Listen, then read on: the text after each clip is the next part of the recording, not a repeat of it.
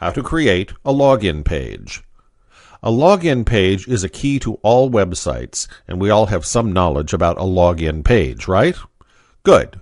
Now, let's see how to create a login page in this tutorial. Before looking into its script, let's see what we intended to do here, okay? Fine. Here we're going to get the user input, that is the username and password, and compare them to our registered user's data. If it finds any match, then it allows the user in. If it doesn't, it won't. This is the logic. Now let's see the script built on this logic. This part is a plain HTML script with 2 text boxes and 1 submit button. This creates an interface for the user to provide his login details. Since this is a pure HTML, everything in this is familiar for us. So we directly move onto our PHP script. Okay? Good. And in this script, we're going to use one table named registered user, which holds 2 columns, user and password.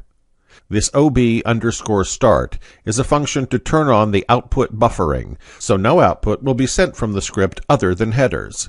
I hope you now understand why we use this, right? Now, here we are initializing our session. This includes our connection.php file, which holds our connection query.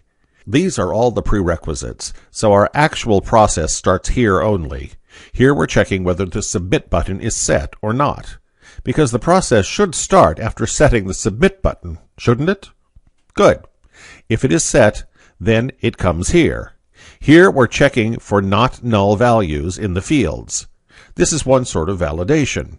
If it finds some values in both fields, then it comes here, and this is the MySQL query, which selects username and password that matches with the user submitted values. So if it finds any match, then this variable will hold the corresponding row.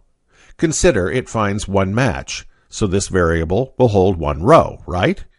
Good. Let's come here. This query is to retrieve the number of rows. Now here we pass this variable, so what would be the value of the variable? Yes, 1. See, if it is less than 1, then the user is not in our table, and that means the user is not a registered user. So it prints this message. Otherwise, it stores the username and password in the session variables and navigates to the welcome page. That's all. It's so simple, isn't it? Now let's see how it works. But before looking into its working, let's see the table registered user.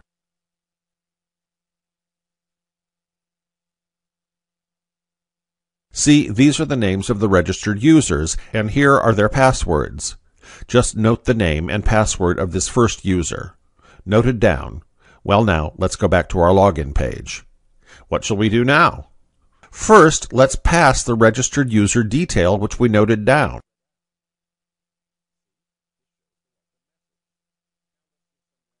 See, this shows the welcome message. Now let's give some random username and password, which is not there in our registered table. Now see, it shows the message you're not an authenticated user. This works perfectly, doesn't it? But don't use this script as such, because this script contains some vulnerability, so it could be easily hacked. Add a little security to it, and it'll work perfect.